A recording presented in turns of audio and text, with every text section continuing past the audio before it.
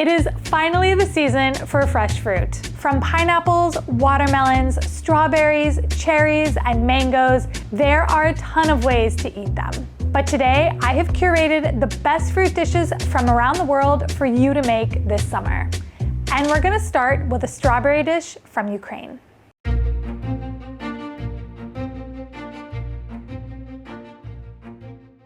Hi, I'm Rosa. I grew up in the United States in a Ukrainian household, but I now live in London in the UK. The dish I want to share with you today is called Vareniki's Polunytseyu, or Vareniki with strawberries.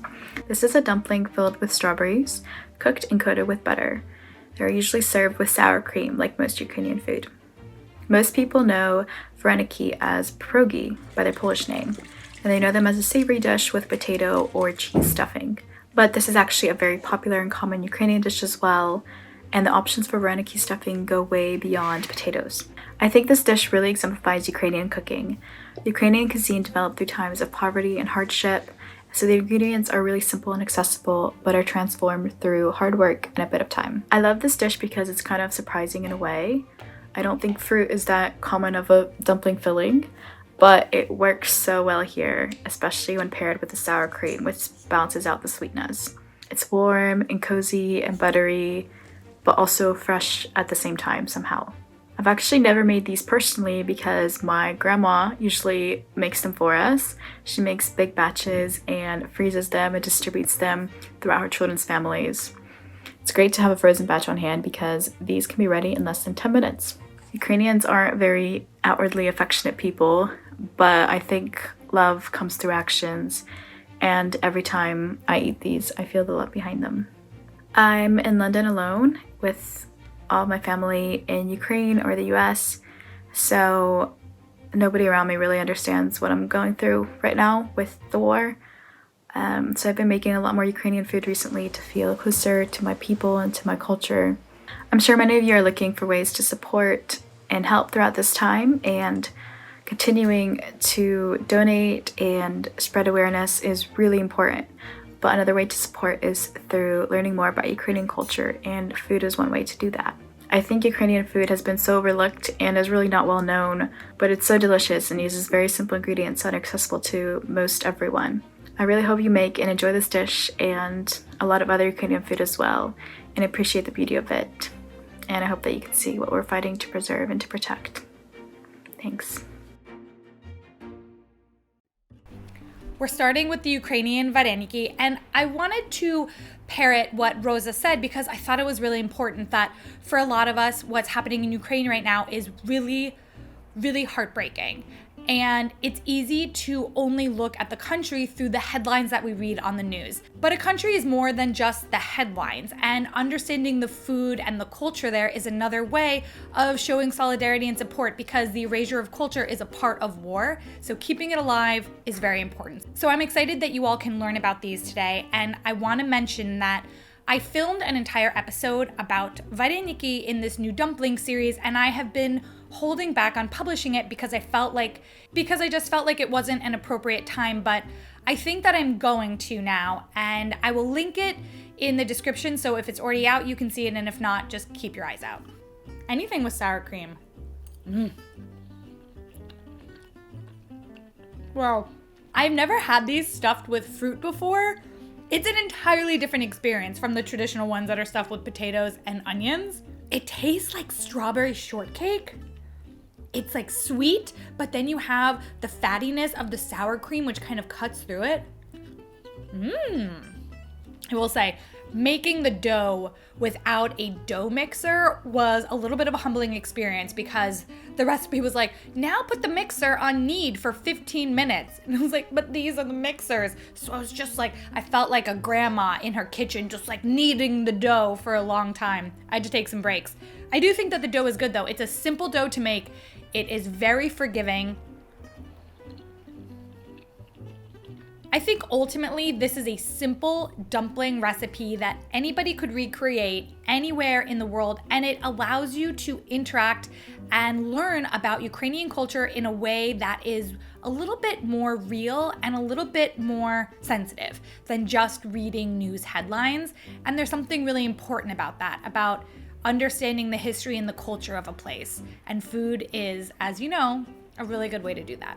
As many of you know, I am in a brand new life stage. I am a mother and I have both my twins at home, finally. Many of you know that they've been in the NICU for a while, and now that they're home, I have a lot of doctor's appointments. Not only for them, but for myself as well, because I want to make sure I'm as healthy as I can be for them. I have learned the hard way that getting on the phone trying to make appointments is a very frustrating experience, and it's just easier to do everything online, and that is where ZocDoc, the sponsor of today's episode, comes in. ZocDoc is a free website that helps you book high-quality, in-network doctors that you are sure to love. They have more than 150,000 providers across 50 states with over 200 specialties, from eye doctors to primary care doctors to dentists to ophthalmologists, and we've been using them. You can book in-person visits, even video visits, because sometimes it's hard to get out of the house. Recently, we just had a video visit with one of my baby's doctors, and it made it so much easier than packing them into the stroller, getting them out the door, and getting down to the doctor's office. So video visits, 2 thumbs up. One of the things I love about ZocDoc is that they have verified patient reviews, so you can get a real sense of who the doctor is, what their bedside manner is like, and how long it takes to actually be seen when you get to the doctor's office, because sometimes they make you wait for a really long time, and I hate that. So it's nice to know ahead of time what to expect. When trying to find an appointment, you can usually find availability within 24 to 72 hours, which is nice. It means you don't have to be waiting weeks to get in to see a doctor. You can even score same-day appointments, which is great when you just need to get in to see someone stat. Doctor talk. So visit my sponsor, ZocDoc.com/Beryl to book an in-network doctor's appointment today.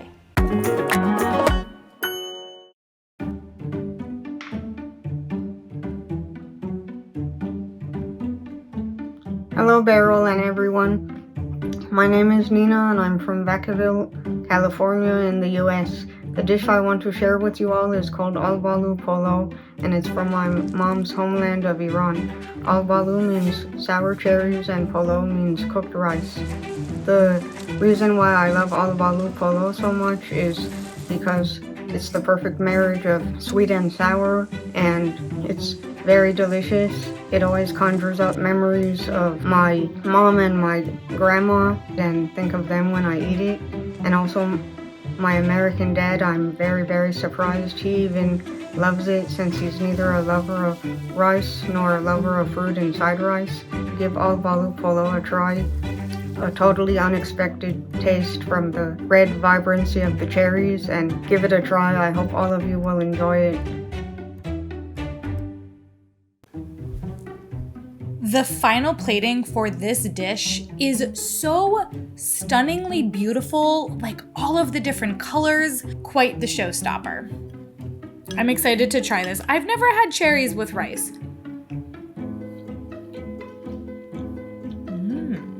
I love it. There is this combo of sweet and sour, and the saffron in the rice is awesome. I like the cherries. I bought sour cherries frozen at the Middle Eastern supermarket near my house because most of the cherries in America are sweet Bing cherries, not the right cherries for this dish. I'm gonna come clean with all of you. If you follow me on Instagram, you know what I'm about to tell you. We had a small disaster when I made this dish. I burnt the living heck out of it the first time. The whole thing had to go in the bin. The method that the recipe gave me to cook the rice was like parboil the rice, then you layer the rice with the cherries, and then you steam cook it. What I ended up with was just like a black bottom, unsavable. It looked kind of terrible. I obviously remade it and it did look fine. What I did the second time around, which I didn't refilm because I was like, rah, I just cooked the rice normally with the cherries inside of it. And I honestly feel like I ended up in the same place, just without the burnt bottom. If you don't burn this rice dish, it's honestly an incredibly simple dish to make. It tastes super special. It definitely is cherry forward, which is what I wanted for the episode. Overall, it's a win.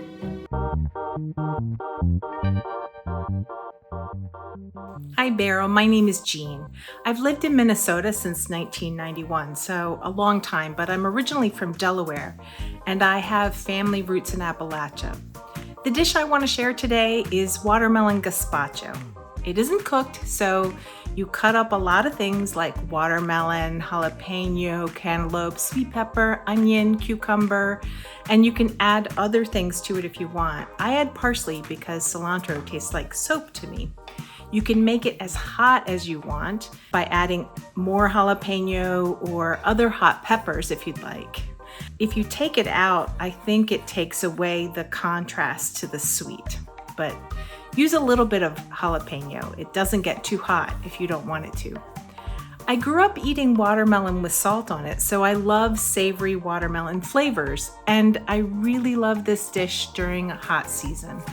No cooking, and it tastes so fresh on hot days. It tastes like summer. Salted watermelon is like a natural sports drink. I'm not sure where watermelon gazpacho is from originally, but because of my southern roots, I think about watermelon as savory. I make it all the time when the veggies are in season, but my favorite memory is from when I made it for a good friend who's a trained chef. He said it was perfect for a hot and steamy day. I agree with him. Serve it to your friends this summer. Most people have never tried it, and everyone I've ever given it to has loved it. I have had tomato gazpacho, but I've never even thought about using watermelon, so this better be worth all the chopping. Chop, chop, chop, chop, chop, chop, chop, chop, chop, chop. God, how am I still chopping? Oh yeah. It's like spicy and sweet and sour and garlicky. I'll be honest, I was like, oh, there's cantaloupe, yay, my favorite fruit. I can't really taste it in this, and maybe that's because in general I think cantaloupe doesn't have much flavor. What you can taste is the pear juice. Never in my life have I bought pear juice. I don't even think about juicing pears. Like, I think about pears only as a whole. I really like this. I put ice cubes in my gazpacho because it keeps it cold. It was something my mom always did when we were growing up, because actually I ate a lot of gazpacho as a kid. I get why, like you can make a lot of it really easily. And in the summertime, like you don't have to have the heat on, which is great. Although you have to chop a lot. It's been ages since I've chopped like this. In chopping all of the vegetables, I have a very serious like chef question. How are you supposed to chop peppers? Can you make them all the same size? No, I cannot, chef. It's such a wonky little veg. I don't know why, I just think like I need that information. Definitely will make again this summer, but I will have to enlist a sous chef to help me with all that chopping.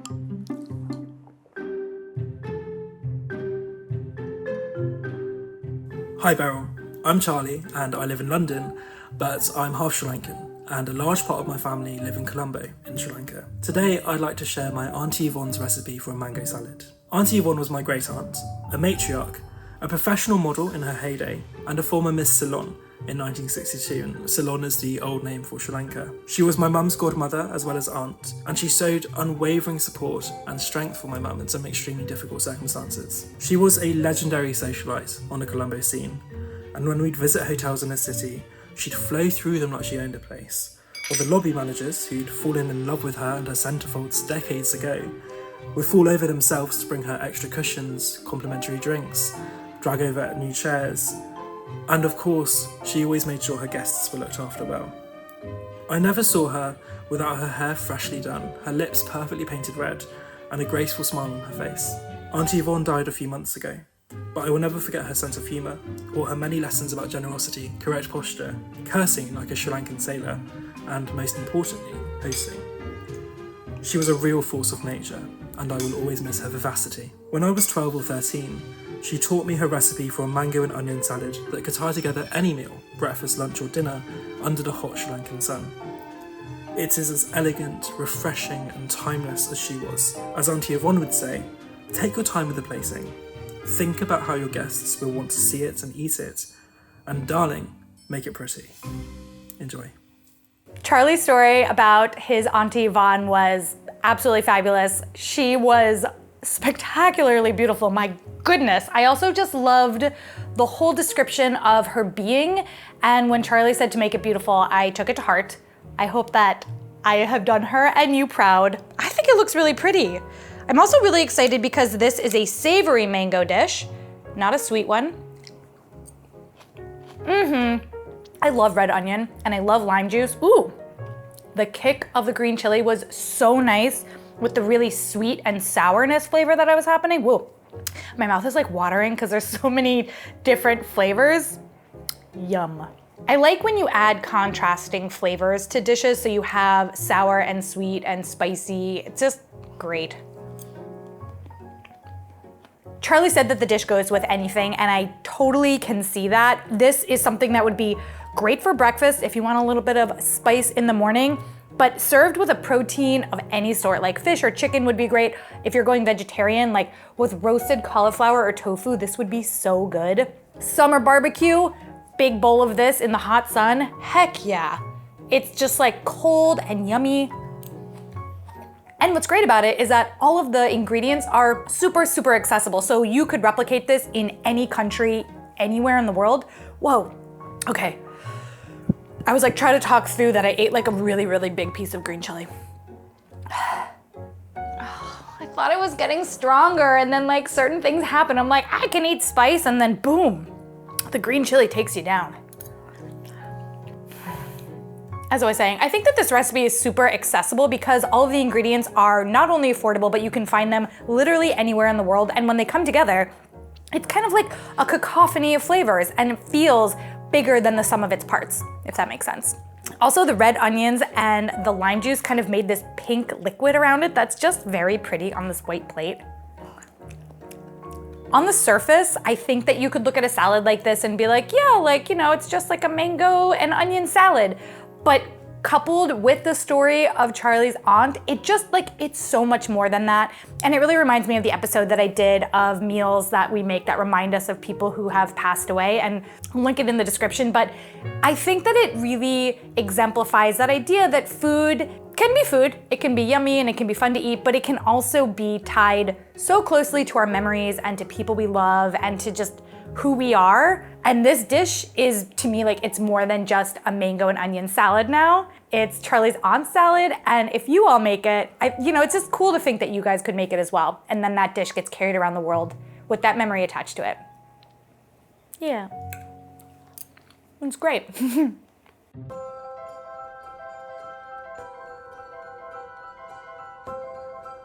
Hi, my name is Anacleto, I'm from Petrolina, Brazil, and I'm here to share with you about Delícia de Abacaxi. It means pineapple delightful. It is a dessert made of a layer of condensed milk custard, another layer of a chunky pineapple jam, and topped with whipped cream meringue.